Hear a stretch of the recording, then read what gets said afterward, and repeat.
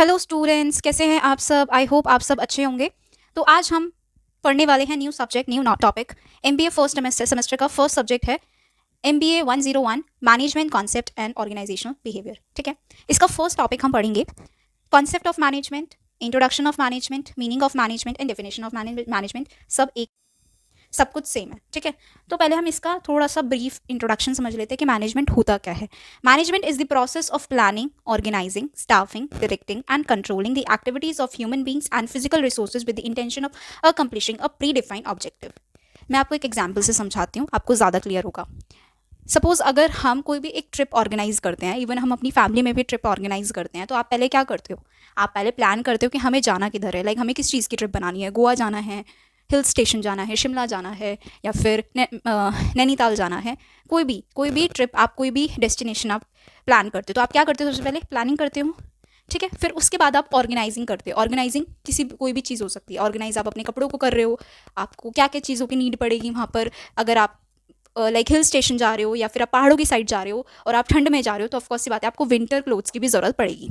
ठीक है, उसके बाद चीज़ों को ऑर्गेनाइज कर ले कि क्या क्या हमें चीज़ें चाहिए होंगी। ठीक है, स्टाफिंग पॉइंट आता है थर्ड पॉइंट में। स्टाफिंग, कितने लोग जाएंगे? 5 लोग जाएंगे, 10 लोग जाएंगे, कितने लोगों की नीड है और कौन कौन लोग इंटरेस्टेड है इस ट्रिप को बनाने के लिए। इवन मैं फ्रेंड्स की भी बात कर रही हूँ।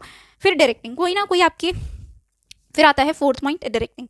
कोई ना कोई आपकी टीम मेंबर में कोई भी एक बंदा होता है जो लीडरशिप की क्वालिटीज़ उसमें होती है। उसको पता होता है कि क्या कैसे चीज़ें मैनेज करनी है, कौन सी स्टेशन पे हमें जाना है, सबको कैसे डायरेक्ट करना है। वो इंस्ट्रक्शंस देता है आपको, इंस्ट्रक्शंस करता है, गाइड करता है। ऐसे हमारी कंपनी में भी। ठीक है, देन कंट्रोलिंग, जब आप वहाँ से वापस आ जाते हो, आप कोई ट्रिप ऑर्गेनाइज करने के बाद जब आप वापस आते हो या फिर वहाँ पर जाते हो, तो आप क्या करते हो? फीडबैक देते हो, आप चीज़ों को बताते हो, एनालाइज करते हो, एनालाइज करके चीज़ों को बताते हो कि यार हमने वहाँ गलती करी, वहाँ पे हमारा ज़्यादा पैसा खर्च हो गया, या फिर हमने वहाँ पे चीज़ें एक्स्ट्रा ले ली थी, तो हमें आगे से अभी कभी भी हम आगे ट्रिप बनाएंगे तो हम ये सब चीज़ें नहीं करेंगे, या फिर इस चीज़ पे हम इंप्रूवमेंट लेकर आएंगे। कंट्रोलिंग, ठीक है, planning, organising, staffing, directing and controlling. ऐसे ही कंपनीज में होता है मैनेजमेंट, एक अलग टीम होती है, जो अलग डिपार्टमेंट होता है जो ये सब चीज़ें करता है, ये सब चीज़ों को, फंक्शंस को फॉलो करता है। प्लानिंग करता है, ऑर्गेनाइजिंग करता है। प्लानिंग मतलब हमें कितने एम्प्लॉयज़ या फिर क्या हमें चीज़ें इंप्लीमेंट करनी चाहिए।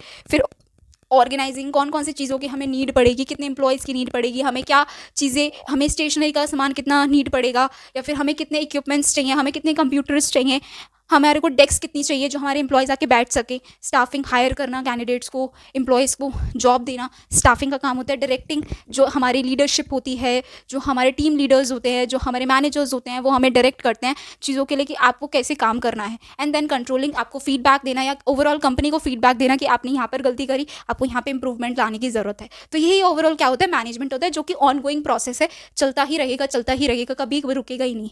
ठीक है, management is an important in business as a brain in the human body. Management एक ब्रेन की तरह काम करता है। अगर ब्रेन ही नहीं है तो आपका बॉडी वर्ड बेकार है, आपकी बॉडी। ठीक है, कभी इंसान को जाके पूछ के आना जिसकी मेमोरी लॉस हो जाती है या फिर चीज़ें, तो उसकी बॉडी फंक्शन करनी ही बंद कर देती है, क्योंकि जो भी काम हो रहा है वो हम ब्रेन के थ्रू काम कर रहे हैं। सब चीज़ें हम ब्रेन से, सब कुछ चीज़ें हमारी ब्रेन से जुड़ी हुई हैं। जो भी हम डिसीजंस लेते हैं, जो भी हमें कुछ भी करना होता है, वो सब ब्रेन ही हमें इंस्ट्रक्शंस दे रहा होता है। तो ऐसे ही मैनेजमेंट हमारे को इंस्ट्रक्शंस देता है, पूरी कंपनी को इंस्ट्रक्शंस देता है। कोई पॉलिसीज़ वगैरह जो भी बनाता है, जो भी रूल्स एंड रेगुलेशंस आते हैं, वो सब कौन बनाता है? मैनेजमेंट ही करता है, टॉप मैनेजमेंट ही करते हैं।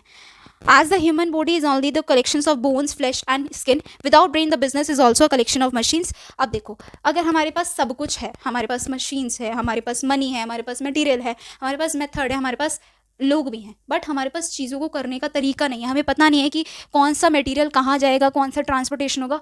वो सब कौन करता है? मैनेजमेंट करता है। मैनेजमेंट का ही काम होता है सब चीज़ों को ऑर्गेनाइज करना, एक एंड डेस्टिनेशन तक पहुंचाना। ठीक है, फॉर एग्जाम्पल, अब एग्जाम्पल से एक और एग्जाम्पल हम समझते हैं। In a restaurant, the management schedule a staff, order supplies, oversees customer service and management's financial records. By managing resources like time, money and people, managers help organization. यार managers का क्या काम होता है? जो management वाले बंदे होते हैं उनको क्या काम होता है? उनको चीज़ों को मैनेज करना, कस्टमर सर्विस देखना, कस्टमर्स की एम्प्लॉयज़ की प्रोडक्टिविटी को चेक करना, कस्टमर्स को देखना, उनके ऑर्डर्स को देखना, फिनेंशियल मैनेजमेंट को देखना। ये सब चीज़ों को क्या काम होता है? मैनेजमेंट का ही काम होता है, और इसको ही हम क्या बोलते हैं? It can be known as management. ठीक है, अगर आपको ये टॉपिक अच्छा लगा हो, अगर आपको एग्जाम्पल से मेरे को समझ आया हो, तो प्लीज़ आप मुझे कमेंट करके बता सकते हो। और अगर आपको और भी वीडियोस, और भी सब्जेक्ट की वीडियोस चाहिए, तो I will surely upload the videos as well. And thank you so much, and पढ़ाई करते रहिए और ऑल द बेस्ट।